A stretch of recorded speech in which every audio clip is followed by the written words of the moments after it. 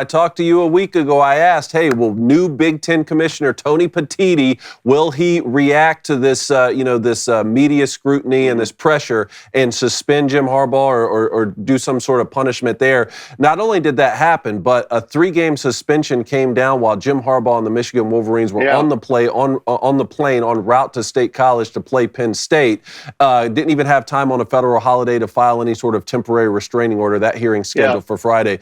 But they come out, and with Sharon Moore as the interim head coach there, they beat Penn State on the road, didn't throw a pass in the second half. And it seems like, after that decision by Tony Patiti, the narrative has sort of shifted, so much so that Jim Harbaugh called Michigan America's team yesterday.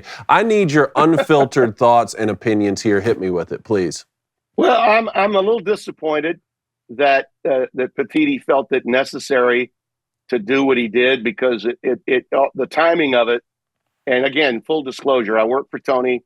I ballyhooed the hire when he was made the Big Ten commissioner. I think that he is long-term the answer for that conference. I think that you need someone of his ilk to guide you through this transition. I don't believe there's any doubt that he and Greg Sankey together are going to be able to lead the way to the new college football format that we have in front of us and guide us and get the kind of television deals for the CFP that are necessary moving forward in that new TV deal in 26.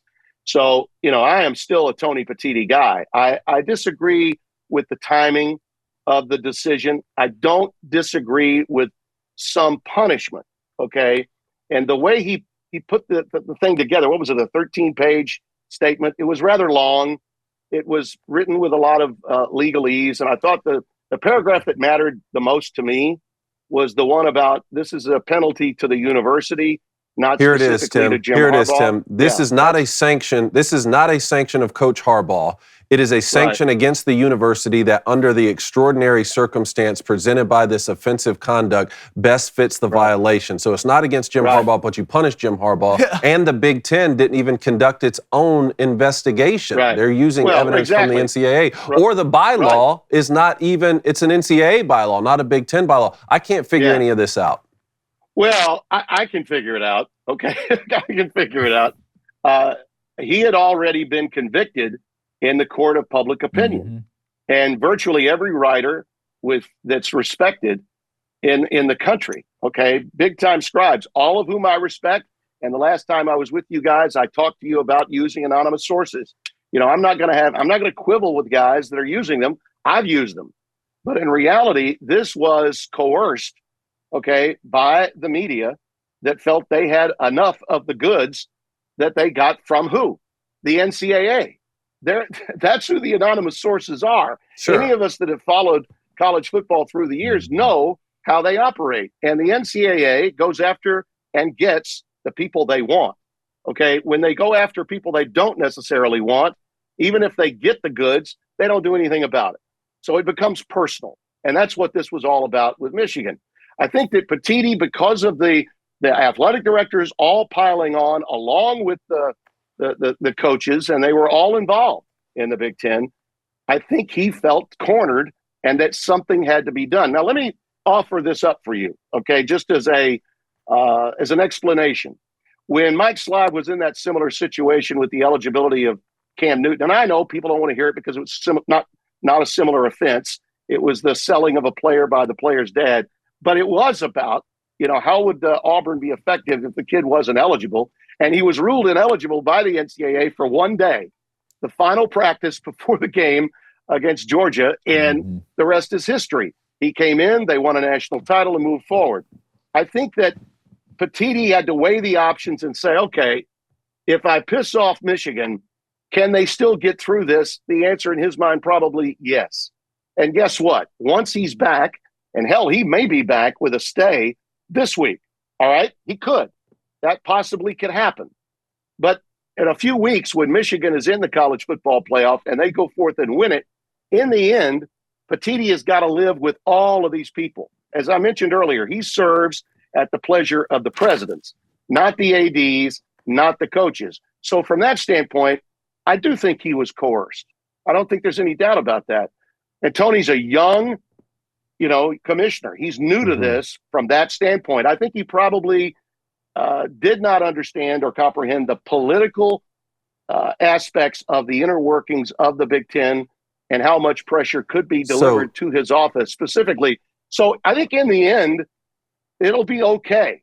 But Tim, right now, it does look bad for the commissioner. I thought he looked, in the manner that all of this was handled up to this point, as though he was bullied into a corner to make this decision the way he did. I really believe that. And the media had much to do with this. I mean, a lot to do with this. You're trying to take your fall style to the next level? Indochino's your guy or gal, however you get down.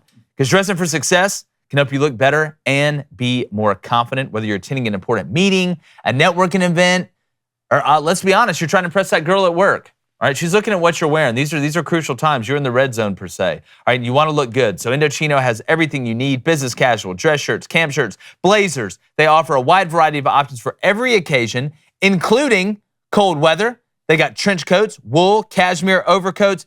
You want to rock something at the tailgate? They've got you covered. So add fresh layers to your fall style with Indochino. It's Indochino. Go to Indochino.com. Use our code BOOSTER, BOOSTER, to get 10% off any purchase of $399 or more. It is a great holiday gift, like all of our sponsors are. That's Indochino.com. Use promo code BOOSTER. You'll look fly. You'll look awesome. You'll look daggum near perfect. What do you make of the reports that Michigan could leave the Big Ten? And I know those conversations for a fact have been had, but do you just see them as sort of a veiled reactionary threat? Yes. I mean, a lot of people want to talk big when issues like this pop up. And I think that Michigan is always, and I think in large measure because Jim always marches to the beat of his own drum.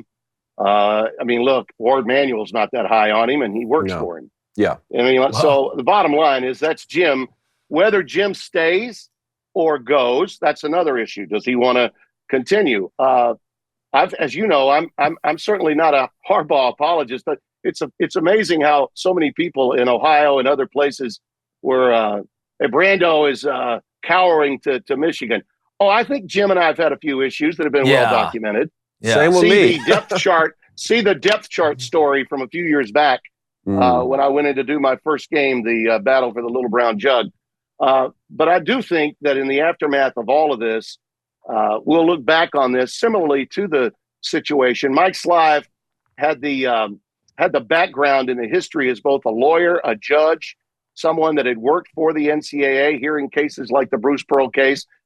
Tony Petiti's never been in that world. He's never dealt with something quite like this. I'm not giving him a mulligan. I am being critical of the decision, and especially the timing of it, on the eve of the game and at a time when he knew that a judge would not be able to grant an injunction. But in the aftermath, for the greater good, I think probably this will be dusted under the rug and long since forgotten when Michigan rolls into the college football playoff, and I think they will. Hello, everyone on YouTube. Thanks for stopping by. If you haven't already, hit that subscribe button. Hit that like button on some of these videos. We'd really appreciate it. And if you're feeling really dangerous, turn on that notification bell so it lets you know every time we drop content. Appreciate it.